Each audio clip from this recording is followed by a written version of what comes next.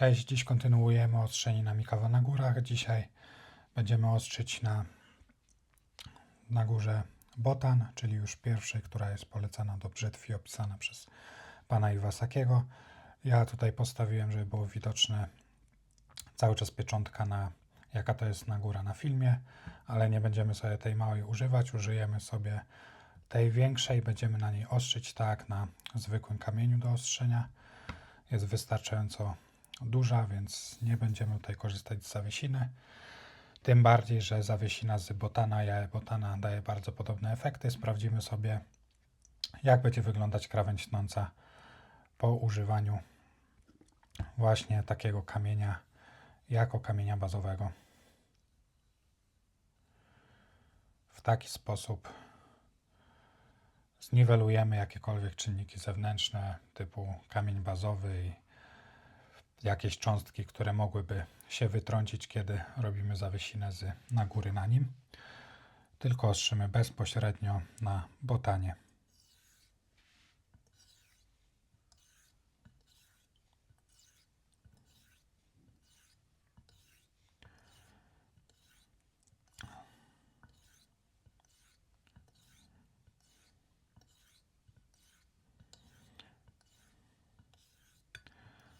Na górę jest Botan. Ten Botan jest wystarczająco twardy, aby na nim sobie tak ostrzyć. Większość tych nagór jest wystarczająco twarda. Znaczy, co rozumiem przez wystarczająco twarda? Znaczy to, że pod naciskiem brzytwy nie puszczają same z siebie zawiesiny, więc nie odkształcają się tym samym. Ich powierzchnia się nie odkształca. Można na nich ostrzyć w taki sposób brzytwę. I nic złego nie powinno się jej stać.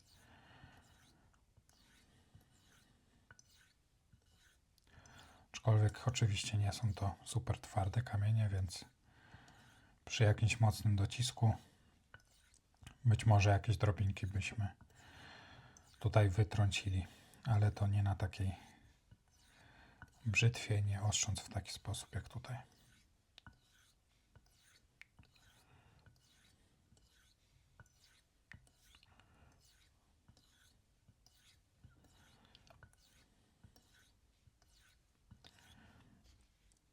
Kamień ma bardzo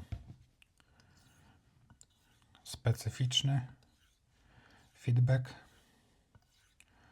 Takie uczucie przy ostrzeniu jest widoczne, już wchodzi w taki stopień szurania po jakimś zamszu, ale nie jest to jeszcze tak gładkie uczucie jak na kamieniach wykańczających typu właśnie japońskiego na ginatach o twardości 4-4,5. Na takich kamieniach to uczucie właśnie takiego jeżdżenia po zamszu jest najbardziej jedwabiste i gładkie. Tutaj także mamy takie uczucie, ale jest w nim taka doza szorstkości jeszcze.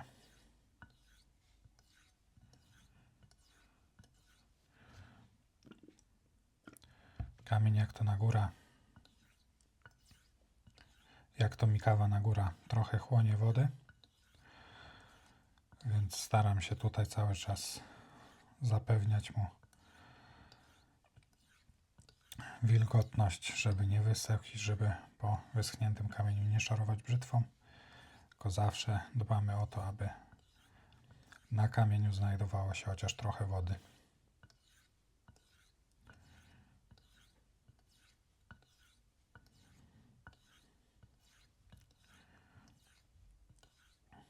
Czy ostrzenie na takim, można powiedzieć, wymiarowym, może nie pełnowymiarowym, ale większym formacie Mikawa na góry różni się czymś od ostrzenia na zawiesinie z Mikawa na góry. Różni się.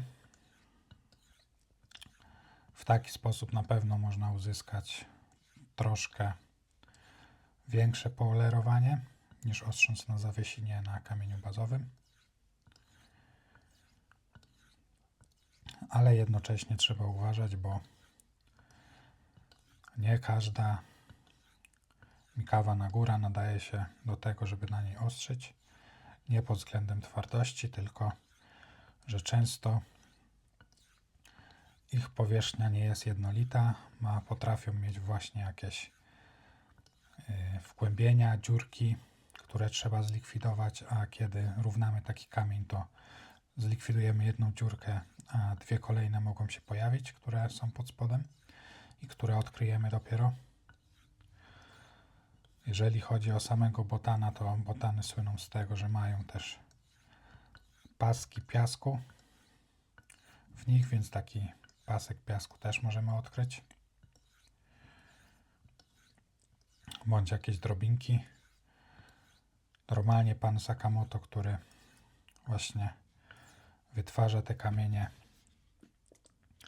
pisze, że jeżeli natrafimy na jakąś dziurę w kamieniu, to wystarczy ją wydłubać jakimś śrubokrętem na przykład, zaoblić i takiego kamienia można używać do wytwarzania zawiesiny.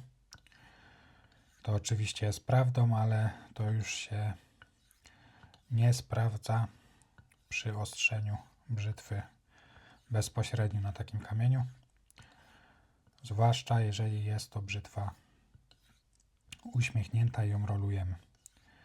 I bardzo mały kawałek krawędzi tnącej ma styczność z kamieniem. Bo jeżeli ostrzymy brzytwę płaską, brzytwa płaska cała leży na kamieniu, to jeżeli będzie jakiś dołek na środku, jest on dobrze zabezpieczony, znaczy wyszlifowany, że nie ma ostrych krawędzi, no to ta brzytwa w niego po prostu nie wpadnie, tylko go ominie. Ale jeżdżąc, dlaczego go ominie? No po prostu będzie podparta z lewej i z prawej strony. Brzytwa prosta. Jeżeli ostrzymy właśnie taką brzytwę, którą bujamy z profilem uśmiechniętym, to taki kawałek malutki, jeżeli to jest milimetr, który ma styczność z kamieniem w danym momencie, no to jeżeli on wpadnie w tą dziurę, no to on ją zaryje na pewno.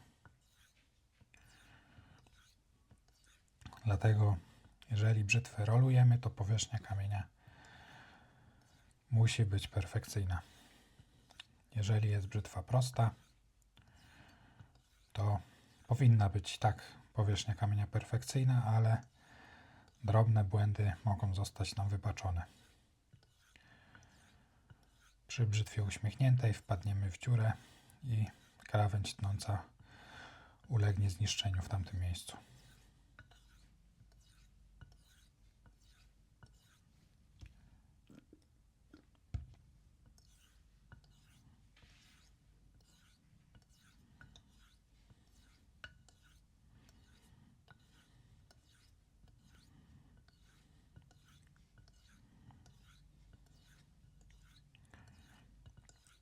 Oczywiście ostrzenie bezpośrednio na kamieniu trwa troszkę dłużej niż ostrzenie z zawiesiną, bo tutaj nie przyspieszamy sobie pracy wolnymi cząstkami, tylko ostrzymy tym, co aktualnie wystaje z powierzchni kamienia.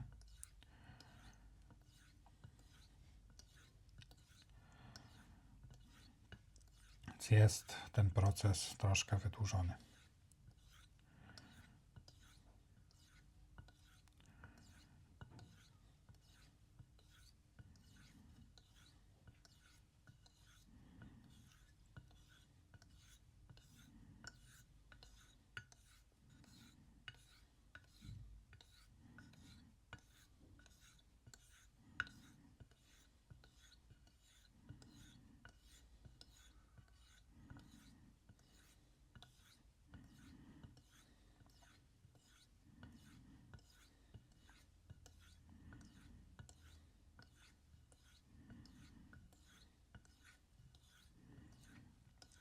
Oczywiście ostrząc już tutaj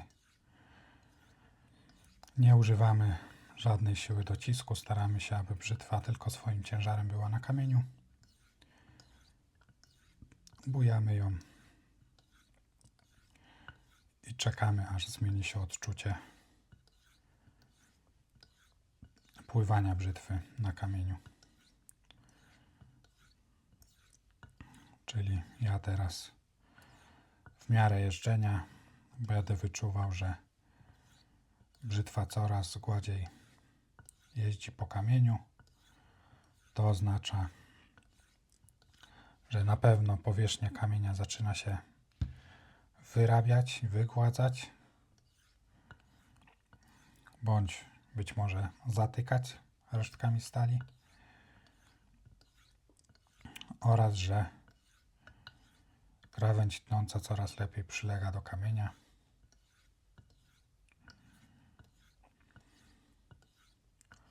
I proces ostrzenia na danym kamieniu już dobiega końca. Im więcej brzytw naostrzymy, tym łatwiej będzie nam wyczuwać takie właśnie niuanse, które mówią nam o tym, czy skończyliśmy dany etap ostrzenia, czy nie. A nawet po kilkuset ostrzeniach może się zdarzyć, że się pomylimy i trzeba będzie wrócić jeszcze na kamień na kilka minut, bo za szybko żeśmy zeszli.